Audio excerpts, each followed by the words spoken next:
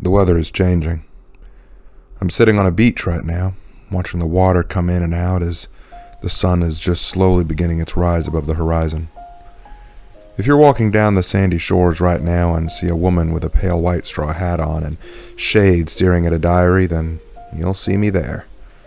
Not many people are out right now, and other than the people who like early morning surfing or skinny dipping, I suppose, it's just me. As for myself, I'm taking a short break to write in this diary, and when I do this, I like to sit on the beach or on a bench somewhere quiet. I have loved moments like this. It's quiet. It's peaceful before the tourists come out. Besides, I've had a lot on my mind. It's getting very close to that time of year again. The anniversary of my greatest failure. Be assured, dear reader, I've never failed in my task except for once. When I'm given an appointment, when I'm ordered to take a soul, I do not fail. It doesn't matter how much struggling is involved or how much resistance is shown. I will succeed. There was only one time that I failed, and I failed miserably. He was my ultimate failure, and his success. I pondered if I wanted to share this event with you, as so many know this tale by now, but I doubt any of you have heard it from my perspective. So today, while I have the time, I will tell you about what happened from the moment of Jesus meeting with me and the moment he was resurrected. I have never questioned an order from the Lord, but when he told me that I was to do, well, you know. When he told me whose soul I'd be taking, I did, in fact, tremble. I couldn't believe what I was being asked to do. To take the soul of Jesus, the soul of one who could command me, the soul of the Son. I knew what must be done. I didn't ask why. I just trembled in anticipation. I then left the Lord's presence to go do the deed given. Most people believe that the day Jesus died was a day very bleak and gloomy, and actually it wasn't. It was actually bright, rather sunny. There was plenty of light for me and all of Israel to see as Jesus was tortured. I watched as he was beaten to a pulp, spat on, jeered at. He was unrecognizable. I stood there amongst the onlookers as he was mutilated. The human vessel can only take so much abuse before it breaks, and as I watched, I began to wonder when Jesus's would break. It was morbid curiosity, and purely academic at any rate. His vessel was long since broken. It just existed. A bloody, mangled, and torn vessel that only managed to walk. Walking isn't even the right word. Hobble, perhaps. It was only just managing to function. I watched as this corpse wandered down the road with a cross on his shoulder. It took every amount of willpower I had not to run forward and strike down his abusers. Every fiber of my being longed to throw my power upon them. I'd done it before. I could do it again. How often had I been called to lay waste to those who have done wrong? In the days of Noah, I did it. In Egypt, I did it. Against the Philistines, the Midianites, the Persians. I could do it here. I could punish them. I could destroy them and end this horror. The Romans and the Pharisees both. No. I was forbidden. I was only allowed to watch. That was my order. And I felt no joy, no peace, only pain. But even my pain couldn't compare to what the Son suffered. There was this movie that came out, I believe it was called The Passion, and it's supposedly a movie about the story of Jesus' brutal treatment leading up to his death. And now I've not seen this movie, but I imagine it would pale in comparison to what I witnessed, as I doubt any Hollywood film could ever truly capture what I saw. What I saw when he was being tortured hardly looked like a man anymore. I could barely call it human. I was called away temporarily to go and deal with the traitor Judas who had hung himself from a tree. I was only too happy to have that as a distraction. Oh, and I suppose since we're on the subject of Judas Iscariot, let me tell you this. I don't hate anyone I come for. No one's soul is contemptible to me. I do not find anyone truly lesser. All souls are equal to me, only lesser in the eyes of God. Although I will admit, I did find him quite pathetic. A man so easily twisted by the devil and so easily allowing his own greed to take hold of him is quite a sad and tortured being in and of itself. He then had the gall to take his own life, and as I've said, I have a very low opinion of suicide, but then it's hard to really imagine living with the thought of betraying the Son of God. I'm not sure if I should have pitied him or be glad for what he did, but I digress.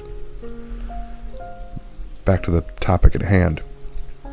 You should know, dear reader, I've seen every crucifixion ever done, and let me be clear, there is no more embarrassing, painful, or agonizing way to die.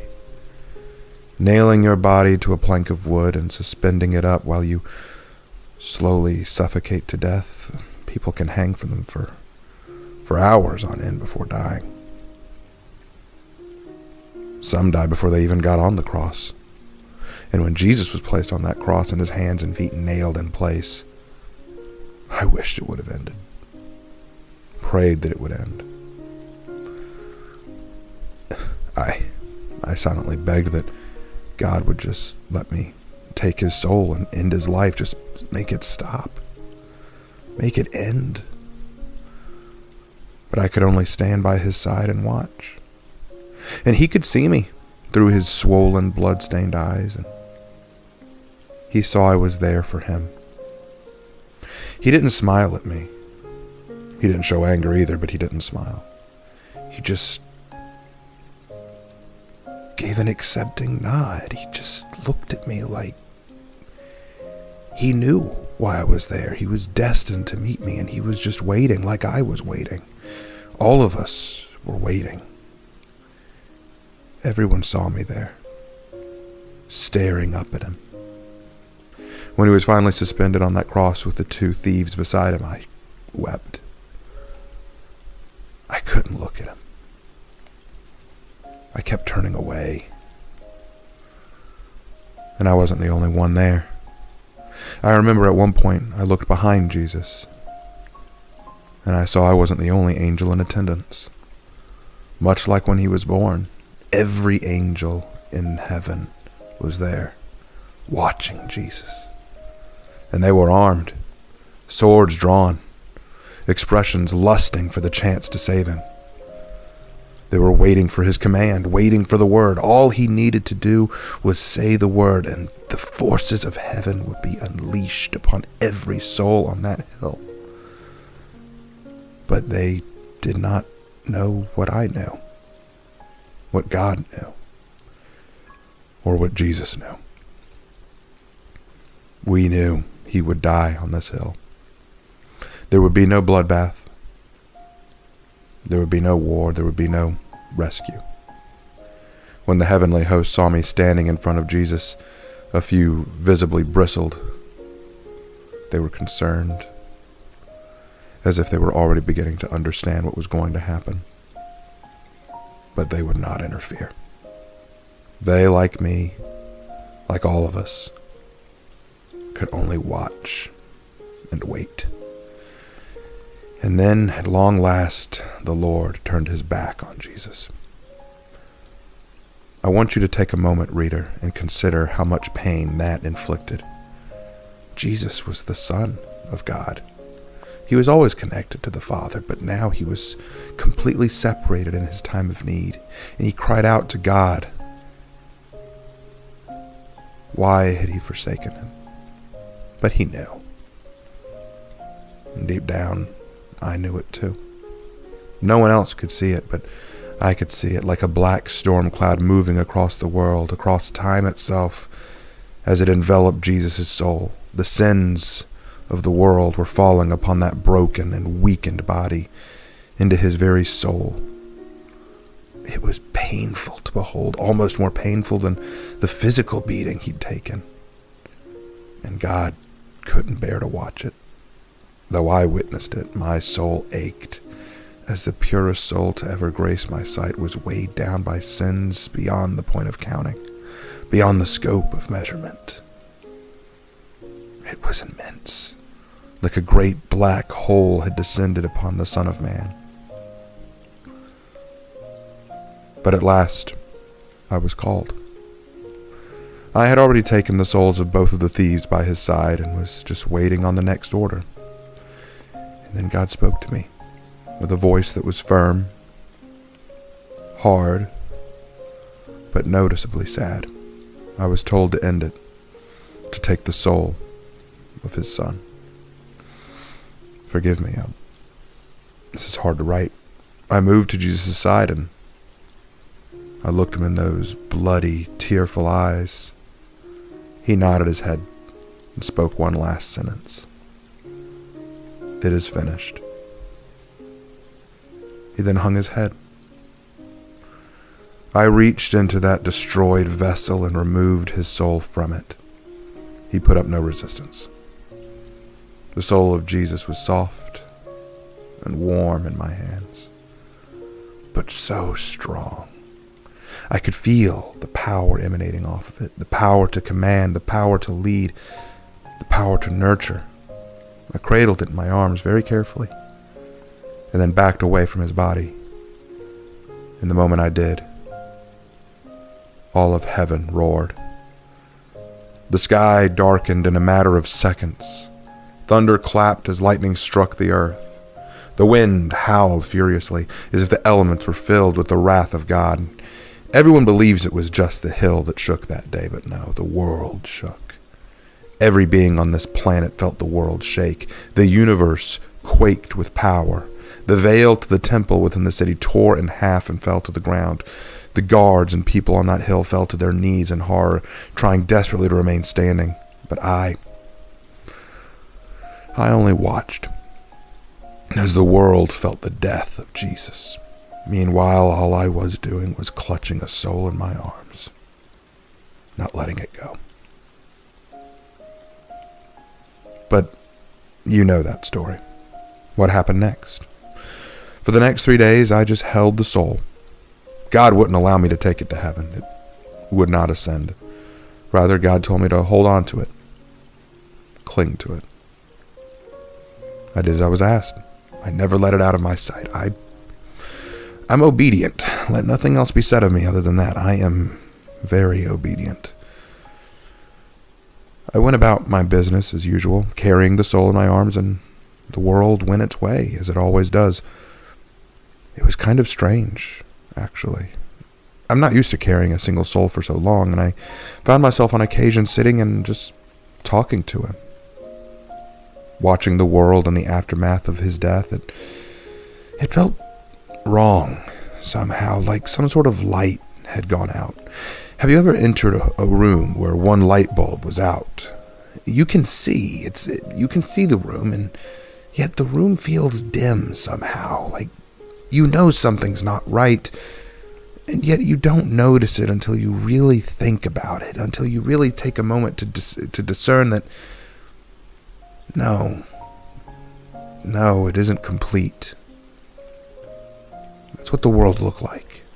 That's what I felt. Like something was wrong, but you couldn't place it. 3 days passed, and God spoke to me one more time on the morning of that third day. He told me, take the soul to the stone tomb where Jesus' vessel was placed in. I did. I followed that order again. I'm obedient. I went to the tomb and stood inside of it, The guards didn't see me come in. They were half asleep, not really caring.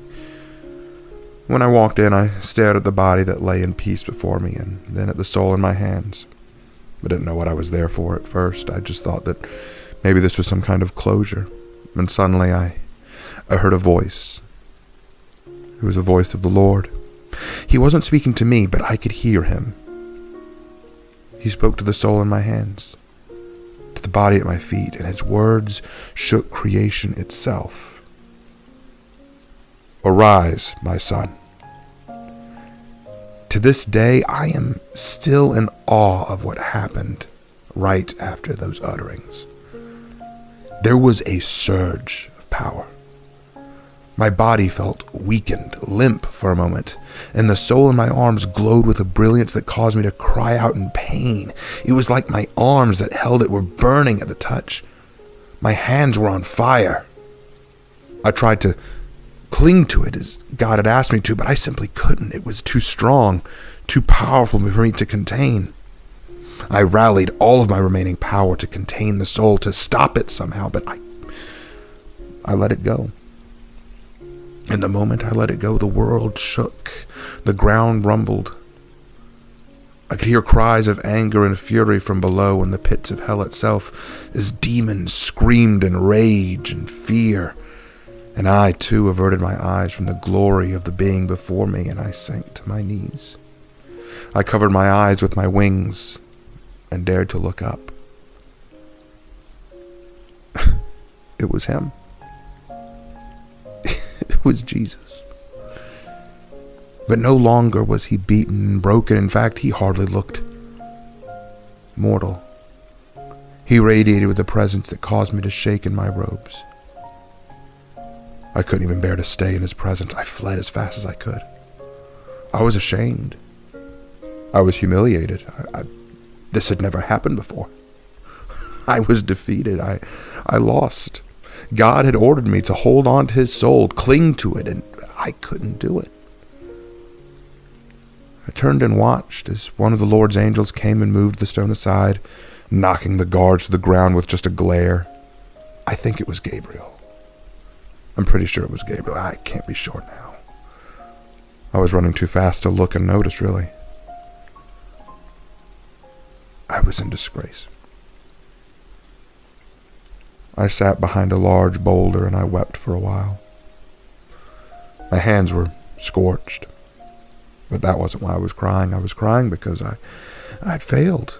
I hadn't done what I was told. And then I heard a voice. "Why do you weep?" the Lord asked me. I told him why, of course. I'd failed. I couldn't do as I was told and hold on to that soul. And I couldn't hold on to Jesus. And at this, I heard a laugh, a warm chuckle that filled my aching heart. "I know," he said. "You were defeated. But it was meant to be this way.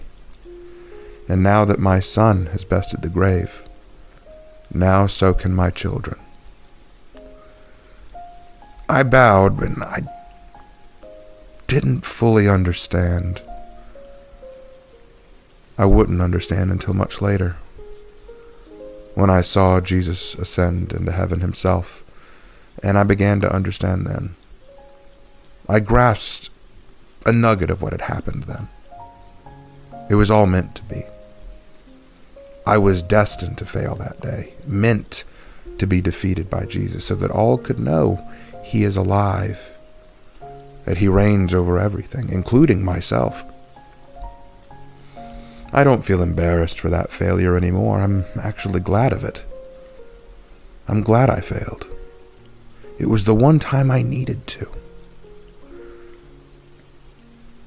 And that is what Easter is about. What it was always about. What it will always be about. Enjoy the bunnies, the eggs, the chocolates, or the fancy suits. I quite like chocolate myself. But no, it's not about those things. Easter is about the day I failed and the day he succeeded. I ask, dear reader, that whenever you find this diary and when you choose to look through its pages, you'll remember me fondly and remember this truth that you must always keep in mind. I never fail. I am death. When I am sent to claim a soul, I do not hesitate. I'm always on time. And I am always final. But there was one moment where I failed, and that failure was the greatest success and hope you could ever hope to have. But I've spoken long enough. I still have things to do, and work goes on.